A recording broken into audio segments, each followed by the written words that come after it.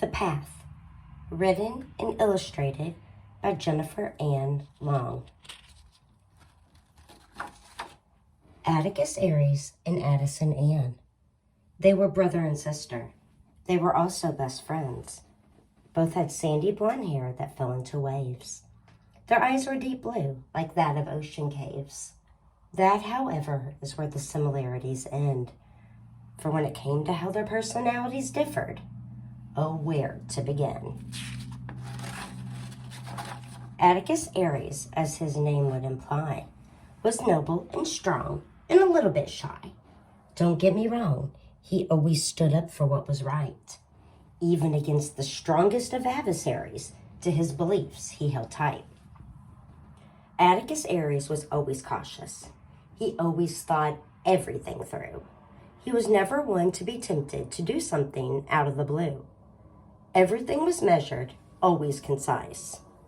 Atticus Aries had never been accused of not being nice. He had the kindest of hearts, a true friend to the end.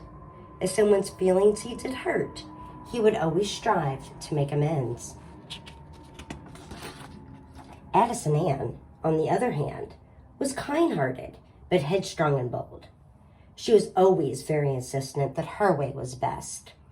She would challenge anyone who put her will to the test. Addison Ann was spunky. Sometimes it seemed she defied simply to defy. Other times it was to show that her will was stronger than the years of her age would imply. She was a free spirit. She had a fire that burned down deep inside. Addison Ann was never happy with the ordinary or mundane. She was constantly seeking for a new way to be entertained. She loved all animals. She had creativity to spare. A little too loudly into the melody of her own tune. That is how Addison Ann bounced into every room. On a warm day in the middle of May, Atticus Aries and Addison Ann were itching for an adventure, but they needed a plan.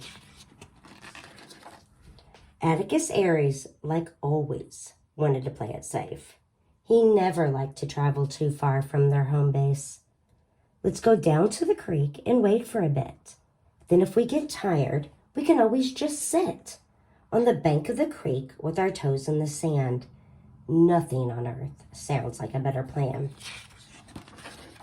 Addison Ann, on the other hand, wanted to run further along the path than either had ever thought to venture. Addison Ann wanted to chase fairies. She wanted to dig her fingers into the land. She wanted to pick wildflowers and weave them into headbands, not sit with her feet in the creek. She wanted to run. She wanted to leap. Addison Ann, knowing what Atticus Aries' response would be, simply replied, "Sure, that sounds like fun. Maybe we can even get a little sun." The adventure started eventless, as most adventures do. Before they knew it, they had arrived at the creek. Seeing the sun shimmering on the water made Addison Ann think, this day may not be so bleak.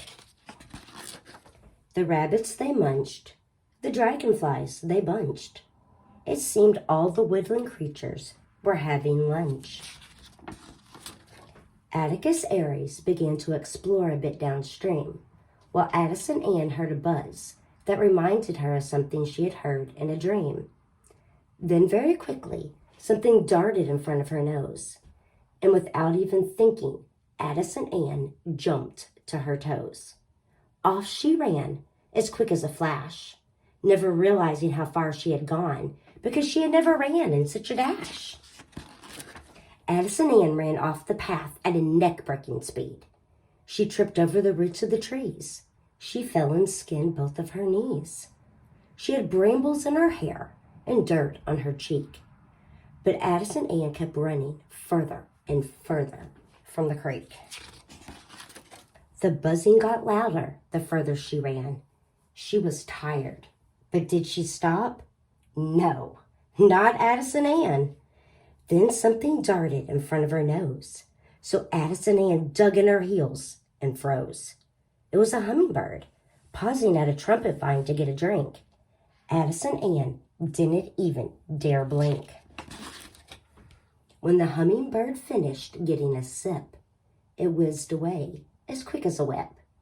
Over one final hill, the hummingbird did zoom, and at the bottom laid a pond and a meadow in full bloom.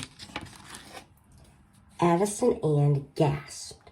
She rubbed her eyes and narrowed them into a squint. Then, realizing the meadow was not a dream, she took off in a full sprint. Oh, how she ran. Oh, how she played.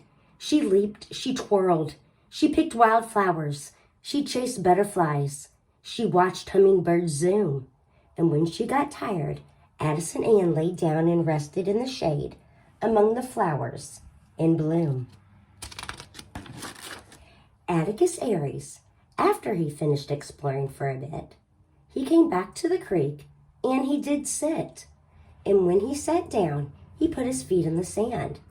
He suddenly realized there was no Addison Ann. Addison Ann, he hollered as he sprang to his feet. Up the path he ran, hoping Addison Ann he would meet.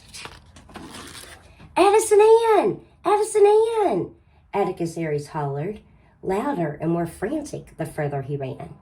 When he reached the end of the path, Atticus Aries froze. At the edge of the forest floor remained his toes. Before he stepped off the path, Atticus Aries formulated a plan. He very quickly filled his pockets with small stones. Then he cautiously stepped off the path and again hollered, Addison Ann! Atticus Aries would run for a bit. Then he would stop and quietly just sit. He would call Addison Ann's name and wait for a reply. When he didn't hear one, he placed a stone from his pocket on the ground and he would sigh.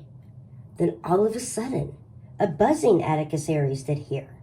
The buzzing seemed to grow louder the more he tuned his ear. The longer Atticus Aries followed the buzzing noise, the louder it grew. He jumped over the fallen tree limbs. He leaped over the thick tree roots, hollering for Addison Ann and dropping his stones along the way as a clue. And wouldn't you know it, as the buzzing reached its peak, a clearing opened in front of Atticus Aries, and a view of Addison Ann he did sneak.